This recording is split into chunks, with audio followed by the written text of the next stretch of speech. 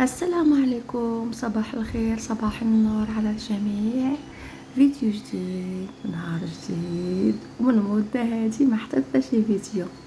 اليوم ان شاء الله نشارك معكم رحلتي من مراكش الى كازابلانكا الى القاهرة ان شاء الله تعالى.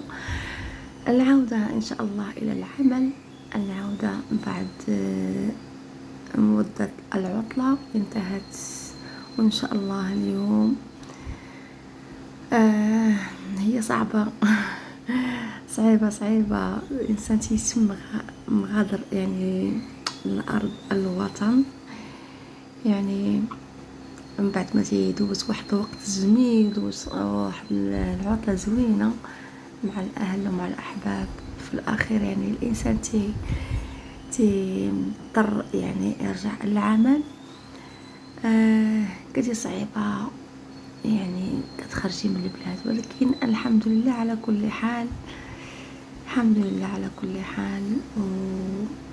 وربي يعني كل واحد فين تيكتب ليه الرزق، الحمد لله على كل حال.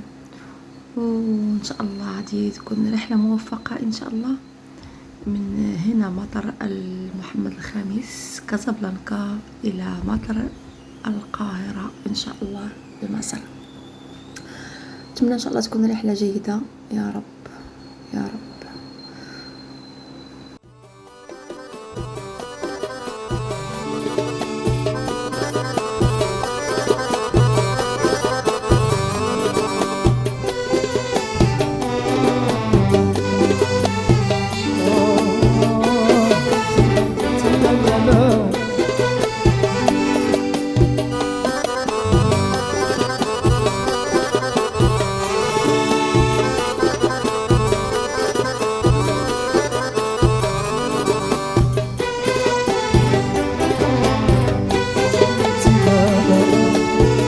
مولاي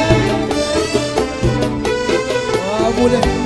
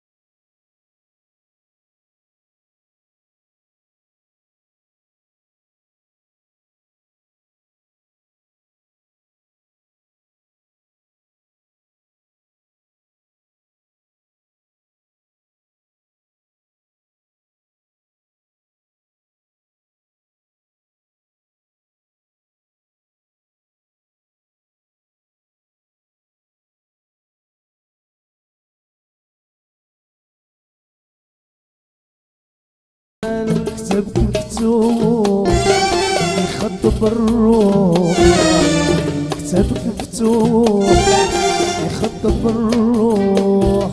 ما بقات لي راحة ولا صبرت أقوى مني، ما بقات لي راحة ولا صبرت أقوى مني. أنا مجروح وبسر البوح، أنا مجروح بسر البوح. تات معك خداني هواك أنا من يعذرني، تات معك خداني هواك ولا من يعذرني.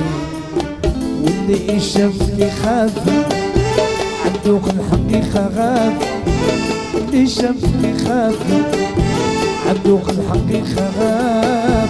تهج عليه بحور الهوى ما عندهم كتاب، هي لطفك فضل الله.